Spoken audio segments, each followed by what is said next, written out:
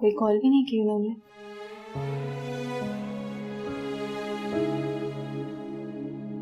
मैंने 1-2 दफा पहले ट्राई किया तो उसने मेरा फोन काट दिया। उसके बाद से उनका फोन ही बंद आ रहा है।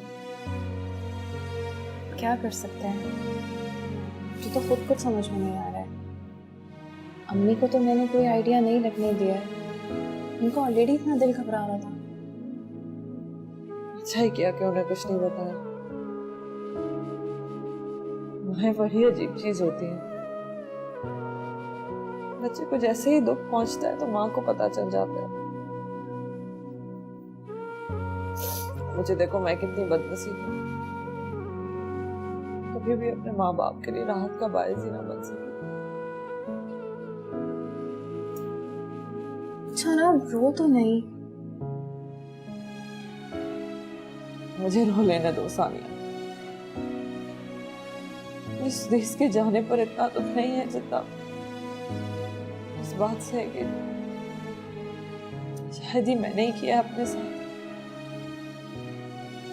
मेरी सजा है, मैंने अपने माँ बाप का कभी ख्याल नहीं रखा। खुदा माफ कर देता है समाहा, दिल से माफी मांगो तो। और अम्मी ने तो तुम्हें ऑलरेडी माफ कर दिया है, और तुम देखना, मुझे पूरा यकीन है अब्बा भी तुम्हें एक दिन गले लगा लेंगे। लेकिन अभी तो मसला सुदेश भाई का है, तुम्हें उनके साथ इस तरह झगड़ना नहीं चाहिए था। शौहर में और माँ बाप के रिश्ते में बहुत ज्यादा फर्क होता है समाहा। माँ बाप चाहे 1000 बार कह दें कि रिश्ता खत्म, तो ये रिश्ता खत्म नहीं होता, क्योंकि वो रिश्ता बहुत गहरा होता है। सबसे ज्यादा नाजुक तो मियाँ बीवी का रिश्ता होता है, तभी तो अल्लाह पाक ने इस रिश्ते में इतना ख्याल करने का हुक्म दिया है। तुम कितनी समझदार हो गई हो, मुझसे ज्यादा। काश मैं तुमसे ही कुछ सीख लेती। समझदारी तुम्हारे अंदर भी थी, मगर तुम भागी रहती थी, कुछ समझना ही नहीं चाहती थी। शायद अल्लाह किसी किसी को ठोकर खिलाने के बाद ही एहसास दिलाता है, इसीलिए मुझे पहले समझ नहीं आई। तुम दिल छोटा मत करो, इंशाल्लाह सब कुछ ठीक हो जाएगा। ये सब वक्ती तकलीफ है। आमीन।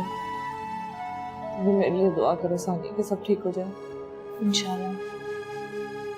अच्छा अब तुम घर जाओ, अगर अब्बा को पता चल गया कि तुम यहाँ पे हो मेरे साथ तो बहुत मुश्किल हो जाएगी। हाँ मैं बस निकल रही हूँ, लेकिन समाहा मेरी मानो तो प्लीज़ एक बार सुदेश भाई को कॉल कर लो और सारी बातों को क्लियर कर लो। मुझे पूरा यकीन है वो तुम्हें माफ़ कर देंगे।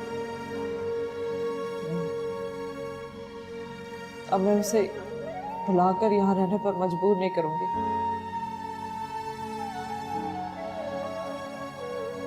मैंने उसे पाया भी तो प्लानिंग के ही जरिए था ना। तो सच्ची मोहब्बत होती तो शायद वो मुझे छोड़कर नहीं जाती। लेकिन अब तो तुम मोहब्बत करने लगी हो ना। हाँ लेकिन मैं उसे जबरदस्ती यहाँ रहने को नहीं कहूँगी, और एक ऐसी जिंदगी तो बिल्कुल भी नहीं चाहती कि वो गुजारे जिसपे वो राजी नहीं है, जो उसके लिए मुश्किल है। वो ऐसी जिंदगी गुजारने का बिल्कुल भी आदी नहीं है। तो क्या सारी जिंदगी अकेली रहोगी? जो होगा देख लूंगी। मैं अपनी किस्मत से लड़ लड़ के थक गई। अल्लाह ही ने मेरी किस्मत बनाई है, वही जानता है, मैं कुछ नहीं कर सकती और